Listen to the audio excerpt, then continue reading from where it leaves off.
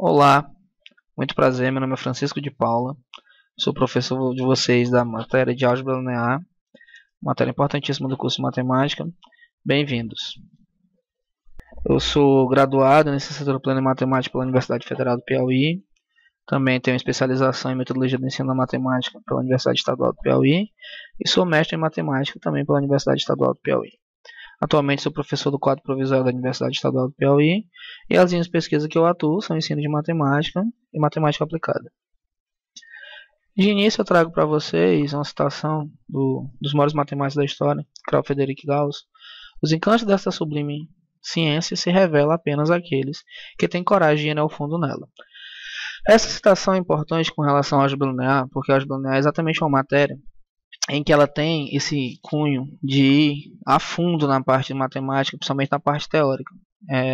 Ela é uma matéria, às vezes, vista um tanto com um pouco de dificuldade, exatamente por ela ter esse aspecto teórico, que é muito importante para a matemática pura.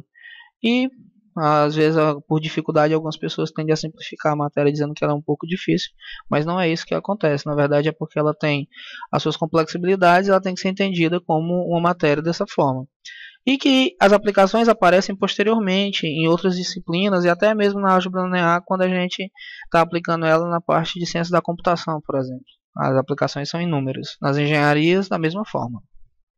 A gente vai para uma matéria em que ela tem um tratamento de três elementos muito típicos dessa matéria, que são vetores, matrizes e sistemas lineares. E que todos eles são vistos como um único elemento. É por isso que a álgebra linear ela vê exatamente esses elementos distintos como um único elemento. Vetores é propriamente visto como vetor. As matrizes elas são vistas também como vetores, elas são elementos de um espaço vetorial. Os polinômios também. E outros demais elementos também podem ser tratados como vetores. Esse é o trato exatamente que a matéria de álgebra linear faz. Ela traz esses elementos dentro de um conjunto, e esses conjuntos são conjuntos ditos vetoriais. E todas as relações que são criadas entre esses conjuntos são relações que tratam esses elementos como vetores. Porque até então, na matéria, por exemplo, de geometria analítica, vocês só viram o único elemento vetorial que vocês analisaram foram exatamente os vetores. Mas outros elementos podem ser vistos como vetores, exatamente o que essa matéria acaba fazendo ao longo do seu desencadeado. No nosso plano de ensino, a nossa meta que tem que ser cumprida é sistemas lineares e noções sobre determinantes, espaços vetoriais, aplicações lineares, matrizes e aplicações lineares, autovalores e autovetores, operadores diagonalizáveis. Chama a atenção para o termo aplicações lineares, que dependendo do autor, vocês podem ver como transformações lineares. Então, ao longo até de algumas matérias, vocês podem encontrar em algum outro material, não o termo aplicações, mas o termo transformações lineares. Nosso objetivo geral é fornecer elementos básicos, objetivando adquirir conhecimentos fundamentais em álgebra linear, de modo a utilizar essas situações e problemas da matemática, como também em outras áreas do conhecimento científico, como citado anteriormente. Na unidade 1, nós vamos estudar sistemas lineares e noções sobre determinantes. Os objetivos específicos é solucionar sistemas lineares e problemas que envolvam estes, conhecer teoremas e propriedades referentes a determinantes.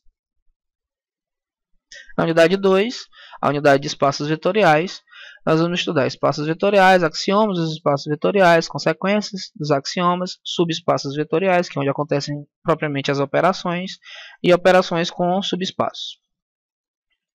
Nossos objetivos específicos são conhecer as propriedades que definem espaço vetorial, aplicar a teoria axiomática no estudo de espaços vetoriais, analisar condições de subespaços vetoriais em relação a operações com estes, conhecer a definição e propriedade de subespaços vetoriais, realizar operações com subespaços vetoriais.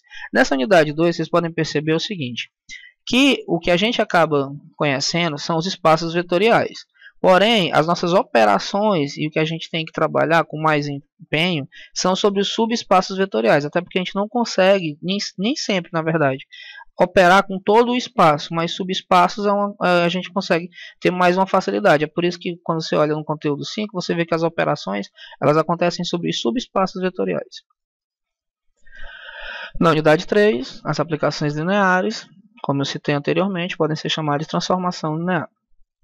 Nós vamos estudar a definição de aplicações lineares, determinação de uma aplicação linear, o teorema, um dos mais importantes da álgebra linear, que é o teorema do núcleo-imagem, definições e alguns exemplos. E nossos objetivos é utilizar aplicações, determinar aplicações lineares, usar o teorema do núcleo-imagem na solução de problemas de álgebra linear. Na unidade 4, nós vamos estudar matrizes e aplicações lineares. A matriz de uma aplicação linear, que a aplicação linear ela pode ser representada por uma matriz e você vai tentar determinar que matriz é essa, ou vice-versa, até na matriz determinar qual é a aplicação.